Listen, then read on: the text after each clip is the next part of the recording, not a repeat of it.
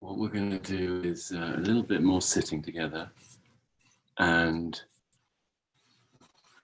then a short talk, and then if there are any questions, please, actually at any point, just send them through on chat, and I'll get to them in a little bit.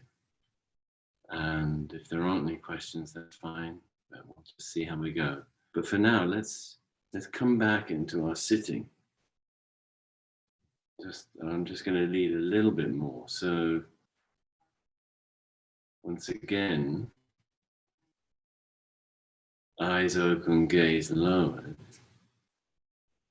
And now just right away, just let the body relax. So in and on itself. Find that central channel that stacks upon itself. So there's no need to be holding ourselves up. Even perhaps no need to be holding in any way. Just settling like a heap of sand. Moist, wet sand on a beach. A little heap, but it's part of the whole beach. A little heap of this body that's part of this earth. Absolutely inseparably.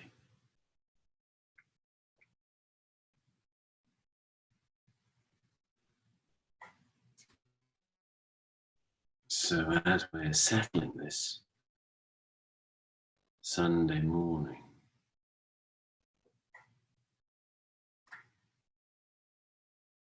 together, wherever we may be, nevertheless together, we're allowing this body, mind, heart to rest.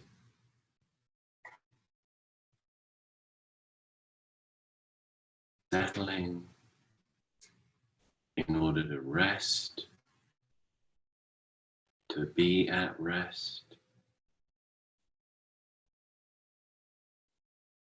resting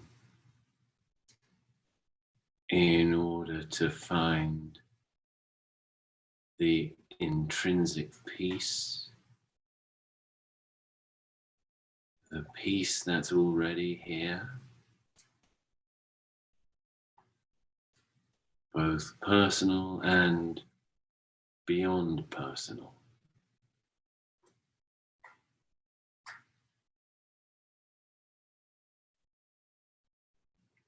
As we settle in our sitting, what we're dissolving into, what we're opening up to, what we're finding is peace.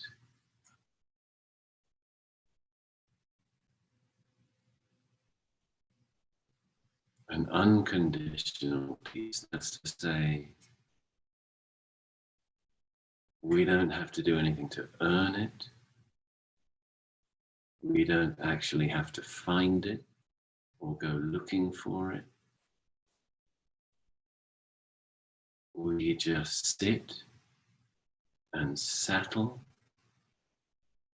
and allow rest, and the deeper peace starts to show itself by itself.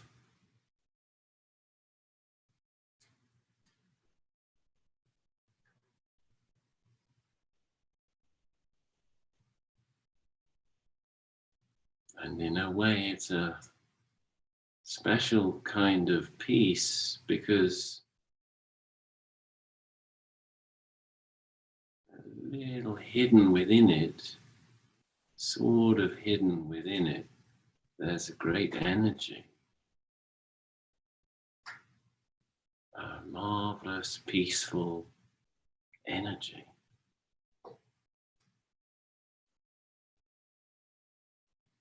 Maybe energy is not even quite the right word, more like a power.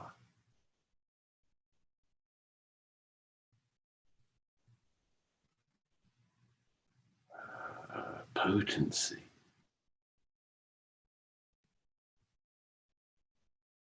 Sort of boundless potential.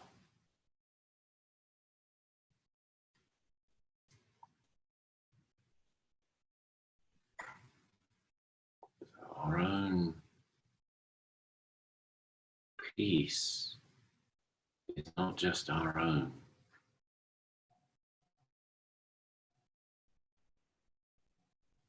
And that peace is not just peace, it's also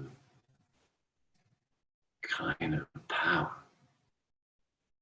pervasive power.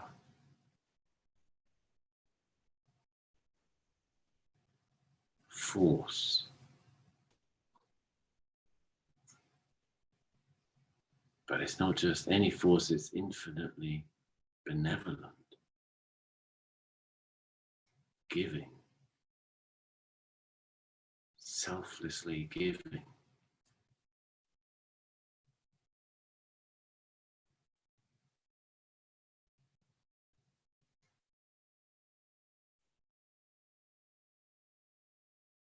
And it's also, oddly, even sort of a little deeper somehow. You know, it's quite empty. It's quite empty.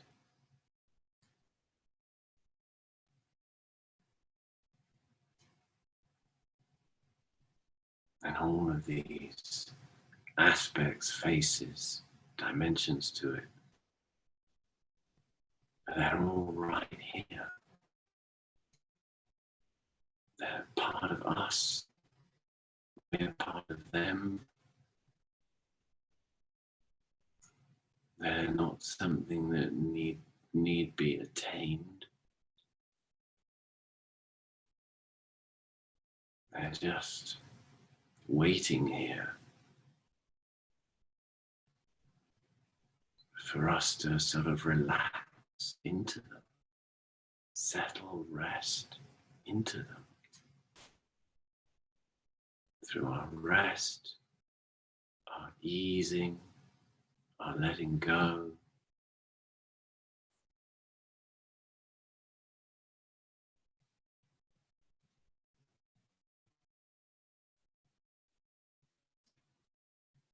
settling and settling like a heap of sand.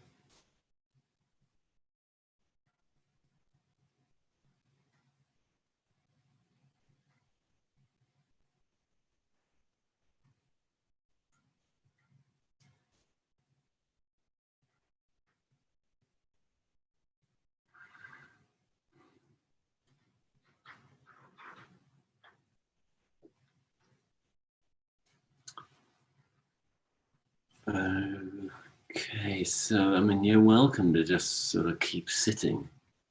I mean, staying in meditation, so to speak. Or you can, you know, raise your eyes, move a little, whatever you prefer. But I am going to talk a little bit. And actually, I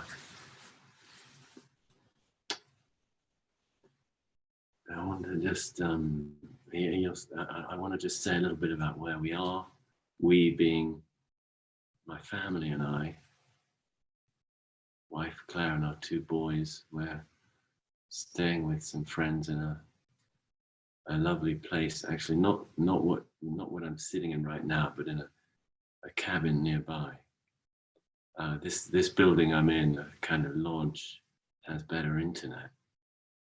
So I came up here this morning and got helped to set up with I wish you could see what's behind the computer, there's a window with beautiful pine trees.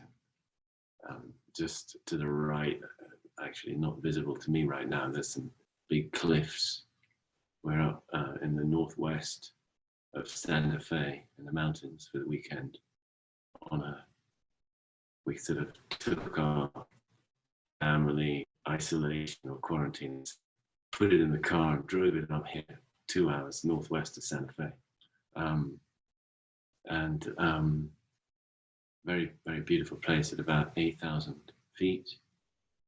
So it's a little bit chillier, very quiet, very powerful. There's what is normally right now, it's quite a torrent of icy snowmelt coming off the mountains to the northeast of here. And this is somewhat near Chalma, just a little south of Chalma. And one of my sons and I got in it yesterday afternoon. Very, very nice. Very cold and very nice. So I want to read a little bit this morning, actually, first from a very nice book that a friend just lent me on the Mandukya Upanishad. There are, these Upanishads are these early Vedic scriptures, some going back maybe 6th century, maybe perhaps even older, that's BCE. And there are only 3 that I've ever read. And I can't remember the names of the 2 of them, but the 3rd one is in fact this one, the Mandukya Upanishad, which is relatively short and very clear. And it's obviously greatly sort of aligned with a lot of Zen teaching. And but what I was given was a really nice copy of it with commentaries by Swami Chinmayananda, and who I think was a great 20th century Swami. And I think also including some commentary by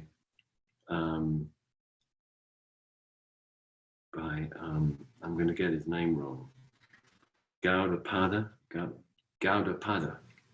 Gaudapada was, I believe, one of the teachers of Shankara in the 8th century CE, something like that, or maybe the 9th century. But I want to read Chinmayananda's introduction from it, because I think it has quite a nice echo for us. And it addresses why, this is quite a well-known Upanishad actually, but it's called, the name Mandukya, it means a frog. So he addresses, why is it called the Frog Upanishad? And he tells this little story. Recently, in a wayside dharmashala, I met accidentally an old sannyasi, sort of, prayer hall or something like that. I met a practitioner, an adept, who gave me a theory regarding this Mandukya Upanishad. I'm going to read it just as it's translated, okay? It's a little odd, some of the English. It may not sound well for the modern research scholars, since there is not much evidence to substantiate it. Yet, I feel that it contains a lot of inspiring truth to put true seekers in correct attitude and mental mood to study this Upanishad. Mandukya is a word in Sanskrit meaning frog. So Mandukya Upanishad would become froggish scripture, if I may be permitted to use such a word. The reason why of all the creatures, this particular creature has been given this great dignity as to be in the very title of the Upanishad was explained to me by that old sannyasi. And his words were indeed very appealing, both to the head and the heart. Frog is an animal that remains for about 9 to 10 months in a year hibernating, either in the mud at the bottom of tanks and water pool, or among accumulated dirt and rubbish. They thus remain the major part of the year in seclusion and quietude, seemingly meditating upon themselves, renouncing all activities, all desiring, demanding, procuring, consuming, or wanting. They come out in the rainy season to croak their message, which, though harsh, certainly lends a charm of its own to the wet and the weeping days, the rainy days. The nearest to the frog then in these aspects is a true Mahatma, or great spirit, or practitioner, master, in their physical habit and behavior in life. If they are a true one, they live away from the crowd in some unknown valley of the Himalayas and live there in meditation, reveling themselves upon themselves. These people of perfection, in their self-seclusion, live all alone the life of meditation, by themselves in themselves. During the rainy season, they come out into the world to roar the truth, which would certainly sound crude and rough to people of sensuousness and materialism. The seers know not how to sing melodious songs of sentimental poetry or emotional music. They only know how to declare the truth, unpolished and uncut. In sentimental bosoms carpeted with their emotional effeminateness, truth in its native beauty and expression may sound as the croaking of a frog, but during the weeping days of rain, on the noisy days of rumbling thunder, and in the still hours of threatened storms, this croaking of the frogs in life, meaning the truth croakings of seers, has certainly an unlimited charm and solace. It is also true that in between the rains, when the frogs together sit up and croak their throats out, as it were, in non-stop palpitations, the folks of the world have come to expect a great shower of tearful rains to descend upon the melancholy fields. Similarly in life, through conscious and unconscious misdeeds, when people as a community of misguided enthusiasts come to slip down to the morass of world problems, there is always a descent of God people upon the earth who bitterly condemn the age and boldly declare the glorious truth. And before they go back, they see that dharma is re-established among people. Okay, so you get the idea, yeah? These rough truth speakers, unembellished truth speakers. Well, I think this is rather like what we get in these great sages of Tang, China. Often quite rough and abrupt in their truth telling. These great figures and masters celebrated in our koans. Tokusan, Tokusan, so clearly, thoroughly awakened, not just sort of opening up to some nice non-dual awareness, much deeper, everything fall away, everything dropping away for Tokusan. Tokusan and the world fell away. Nothing at all left. Nothing, nothing were his famous words when he walked around Isan's Zendo, looking here, looking there, unable to see anything. Nothing, nothing. Truly awakened out of the whole dream, including the dream of awareness, of consciousness. Everything gone. Everything. That's real awakening in Zen experience, in deep Buddhism. Everything gone. And then what does he do? Well, whoever, when he's teaching later, whenever anybody comes and tries to ask him anything, his first instinct is simply wrong. Wrong. He's sort of Heart Sutra incarnate. He is a living Heart Sutra.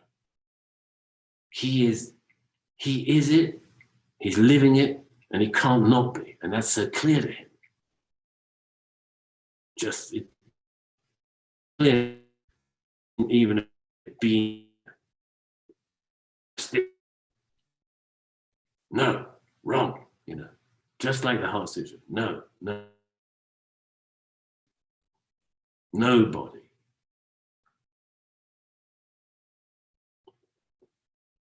Wrong, no, like those frogs, croaking, wrong. It was Tokusan, no. And Unmon, abrupt little phrases, whatever is brought, shit stick. Joshi, what's this all about? Moo. He's actually answering the question perfectly, but not in nice phrases. Let me explain it to you. Moo. Frog, croaking, just that. This is maybe, the most helpful teaching, because it does not engage the mind. Okay, so actually I'm going to stop right there. Now, let me see. Okay, no questions are coming. Okay, well, that's very good. Great. You can, if you want, ask a question. Otherwise, we'll just, we can just sit a little bit more. See if a question pops up. It doesn't have to be a question. It could be a, like a subject. Could you talk a little about this, Henry? Or maybe you want to share something? Okay, let me take a note. Okay.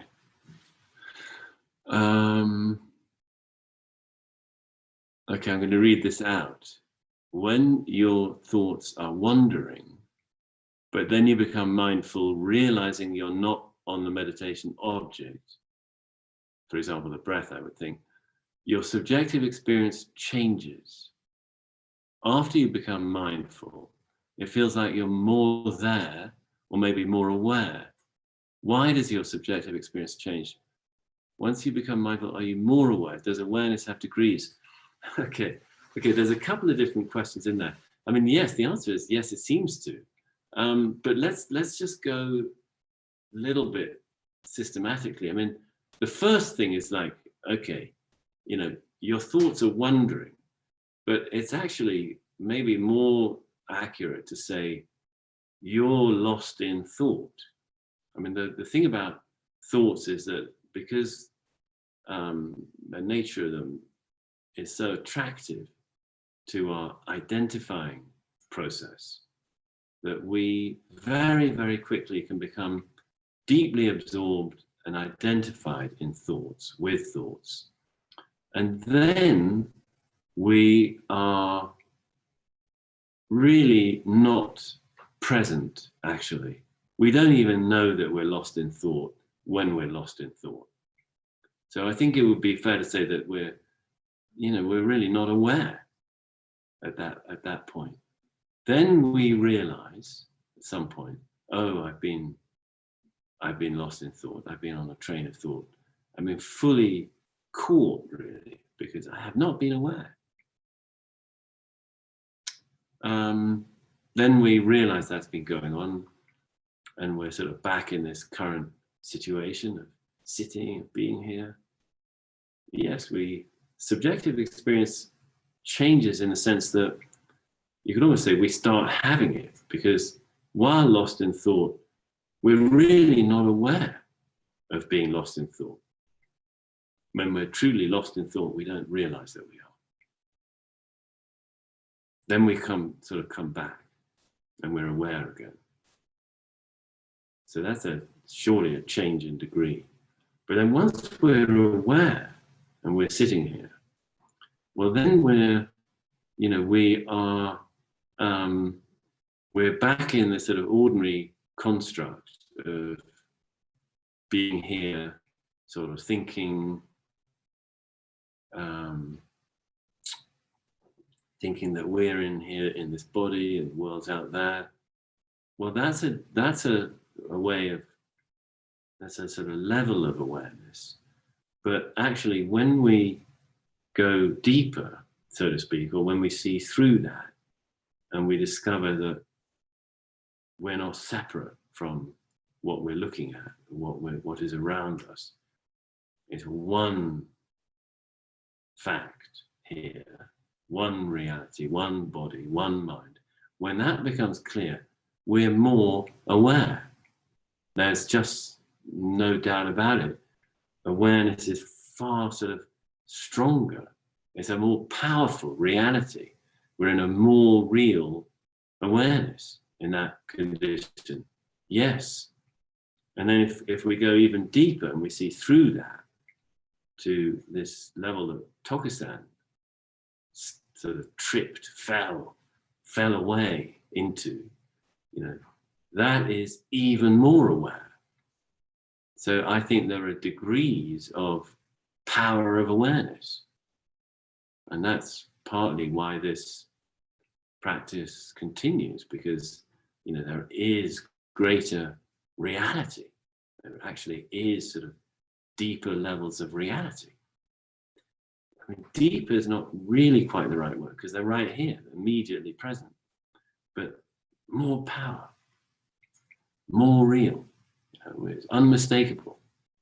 So yes, subjective experience can change greatly as we go through our training, getting deeper, clearer, more pervasive, and then more and more falling away, and then till, just one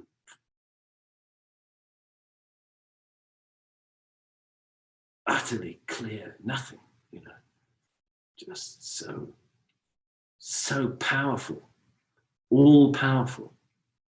And then we start to realize that it's manifested every last little phenomenon.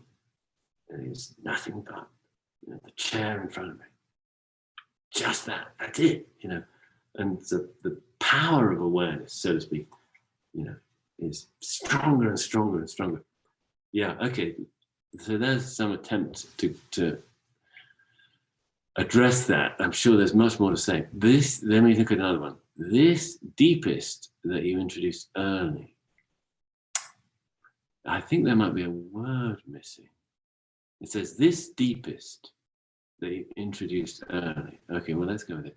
Which you connected with energy, then power, then potency, while still nothing.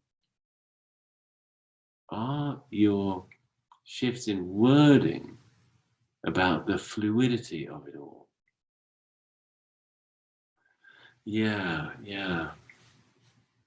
Well, I think there's more, probably I would guess there's more fluidity in how we experience it. Perhaps how it shows itself. But in some level, there must be, I think, a sort of level where there isn't fluidity because it can't change. There's actually a level where it can't change. But the reason I think it can't change from the Zen Buddhist perspective isn't that there is a something that's unchanging. I think it's probably fair to say there is a kind of level where there's an awareness that's unchanging. But that's not yet quite the whole story. I mean, that's still a little bit of a story. Therefore, not quite the whole way down yet, so to speak. Okay, I'm going to just read another one. So I like that question about the fluidity. I think it was something for us all to discover and explore for ourselves as well. Marvelously fluid, definitely. But I don't really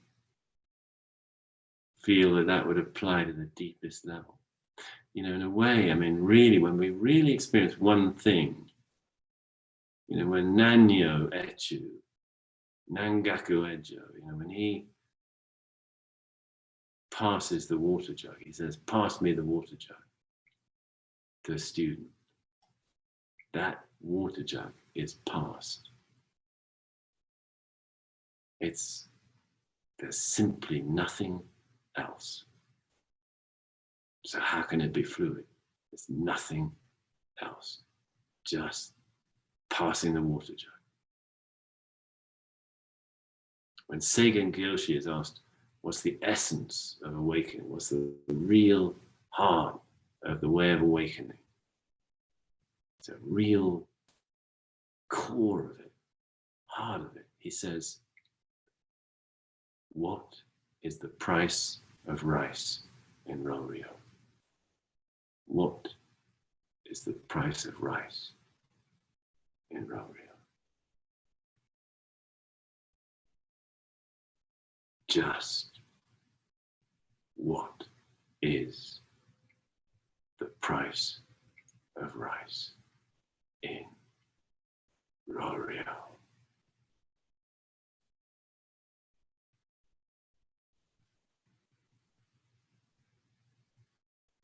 Can't really be fluid.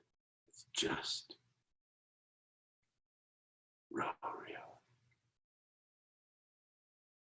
By the way, just a side point, Ryo was the nearby town, the nearby market town where farmers would take their rice to market.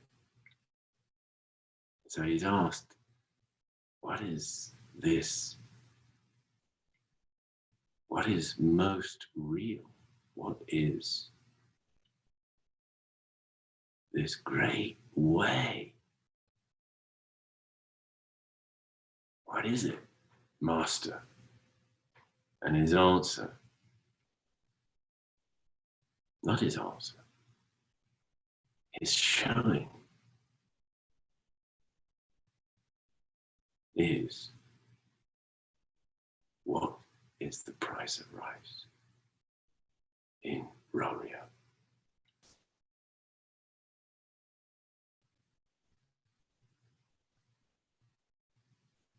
Can you get a little taste?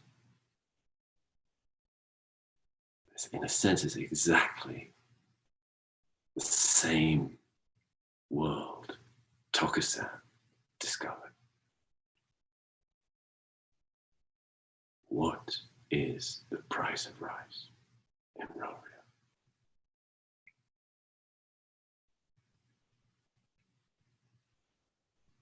Just that.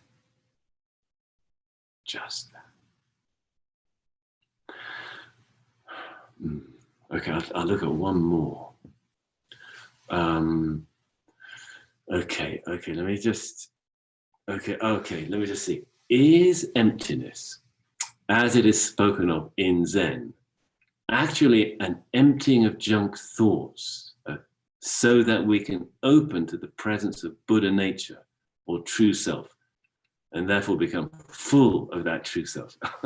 Okay, lovely question. Actually, I'm sorry, they've all been lovely questions. I didn't mean to highlight this one. It's more lovely. Thank you. All very nice questions.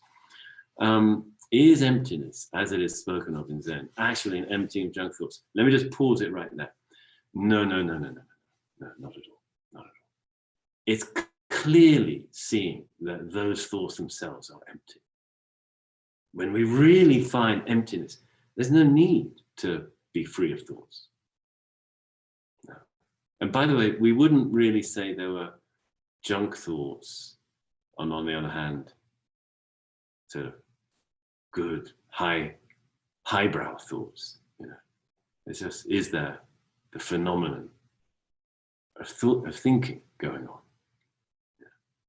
The point here is that, I mean, actually, Buddha said it very well when he meticulously went through all the 5 skandhas, which are all aspects of experience, basically, all empty. That's what Buddha was trying to convey, we think. So thoughts, empty. What does empty mean? You've got to find it yourself. This is and then let me go to the next part of the question. So that we can open to the presence of Buddha nature or true self, and therefore become full of that true self. I mean, I like that, and the full is in capitals. I like the fullness thing is really good and important, because you know the the heart of this whole business, in a way, is exactly like, what is the price of rice? See, what is the price of rice? You see, it's not highbrow thought, is it? It's not some, let me give you some beautiful dharmic phrase so that you can really dine out on it and really enjoy it. The whole world is this and a boundless universe is that. It's, what is the price of rice? Why is that the totality of the spiritual path of awakening of a human being? If we can get that clearly, we're in good shape, so to speak. But in a way, obviously, it's already showing us that we're already in great shape. Just please wash your bowls, Joseph. Oak tree in the garden, Joseph. What's the price of rice? It's not, yes, there is actually, one teacher of mine used to say there's a sort of process, there's a sort of, we're always trying to map it because it can't really be mapped at all. So John I remember once he was trying to map it, saying, we start out, if we're working with Mu, we start out listening to Mu. Then we start hearing Mu. We're sort of deeper and closer to it, and it comes by itself. Then we go to extinguishing, when, junk thoughts, fine thoughts, gone. More and more emptying of sense of self, sure.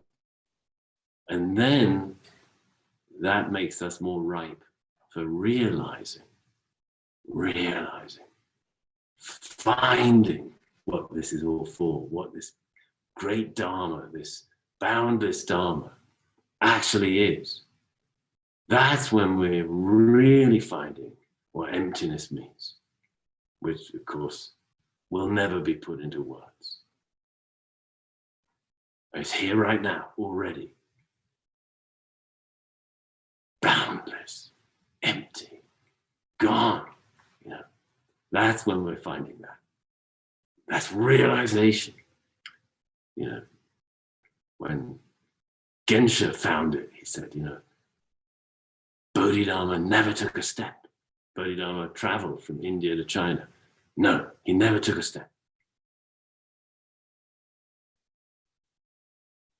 He also said, the whole universe is one bright pearl.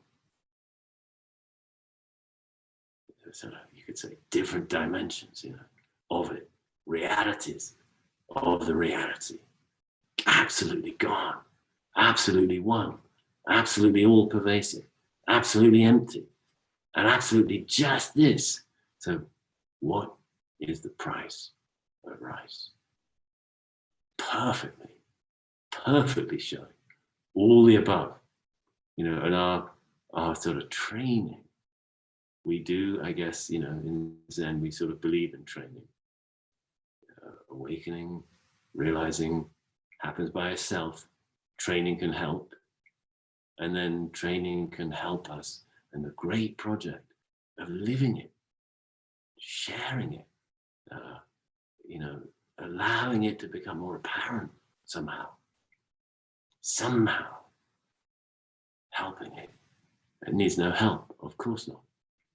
But yet, being its servants, relieving distress, relieving the core delusions that generate more distress, helping in that project.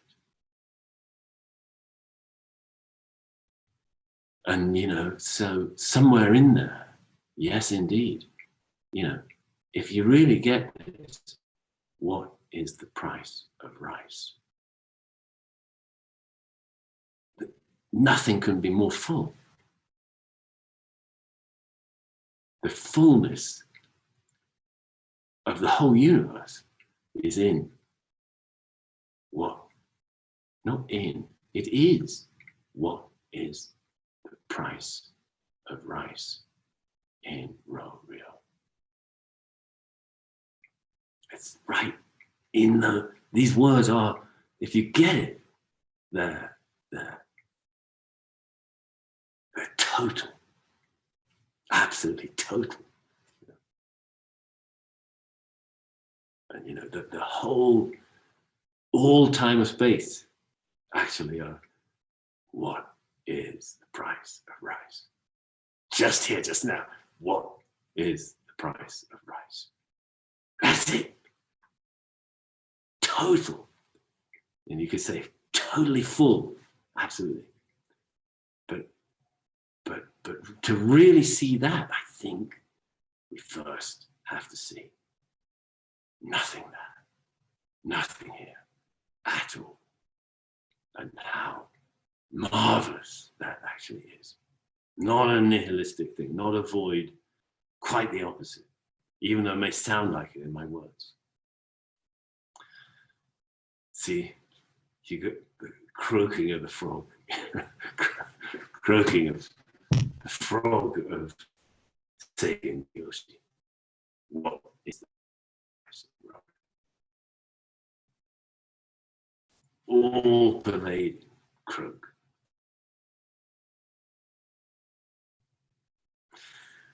Well, folks, I think it's time to sort of wind down our morning gathering in New Mexico and our evening gathering if you're in Europe. I don't know whether there are other sort of continents on board right now. Let us know if there are. But I'm thinking it's probably sort of North America and Europe, basically. So I want to say a big thank you to all friends and practitioners and wise ones, for coming and sitting like this. Coming, I mean, not, you know what I mean, gathering. That's a gathering like this, to sit together and basically, enjoy the Dharma. It's to be enjoyed, folks. And, and this, you're looking at the Dharma. I mean, when you look at the road outside your house, at the lawn, if you're in a place with a lawn, at the sky, at the clouds, at the house across the street, you're looking at the Dharma. That is Zen's way. The Dharma is actually not to be found only in sort of special places where teachings are given. It's when you pick up the saucepan, the pot on the stove, when you turn the gas ring on the stove and you strike your lighter thing, hope yours lights more easily than mine, and it's time to get a new one, probably when you go to the store and get a new one. Even when you pick up your phone, it's the Dharma. That's this whole point of the koans we train with, is to get clearer and clearer and clearer. You pick up a bowl and you hold it under the tap and you start washing it. It's boundless, infinite Dharma. Constantly being given it. We're so blessed. It's ridiculous, how overloaded with good fortune we are to be experiencing the Dharma every moment. Thank you. Actually, somebody just sent a little joke, which is, we came together today, but actually didn't take a single step. That's the Zoom way. Thank you very much. Okay, so Luke, why don't you say a few concluding words for our gathering, whatever you feel like, and I'll go quiet. Thank you, everyone. Well, thanks everybody again for this morning. Thank you, Henry. I will leave the screen share up, which has the access to the places to donate. Also, next weekend we have a longer retreat. Henry, can you speak to that briefly? Yeah, we're going to have a 2-day virtual retreat, and we will do. There'll be some sort of guided type meditations, like a little bit like we did a little bit of today. There'll be some talks. There'll be some Q&A, and there'll be a lot of sitting together in silence. And the idea was to try to get a schedule that's workable for people in different parts of the world. It's not as full a schedule as a session, but you can always sit more, you can always sit less. It would be your time to use as you wish, with certain points where, like Q&A, talk, whatever going on. And I think is that enough? I'm afraid we don't provide food. You know the hours off the top of your head? Yeah, something like 9 to 12 and 1 to 4, I think, in Mountain Time. Great. But, I think we're going to try to offer some sort of guidance, tips, whatever, about how to set ourselves up for a longer time, together of sitting. I mean, online. I've never done an online retreat actually myself. So it'll be a first for me too. But there's some people with experience of it in Sangha, and so we'll rustle up some sort of tips about how to set up for it, that sort of thing. I think it'll be an interesting experience to see how it is for everybody. Great. Thanks, Henry. Thanks, everybody.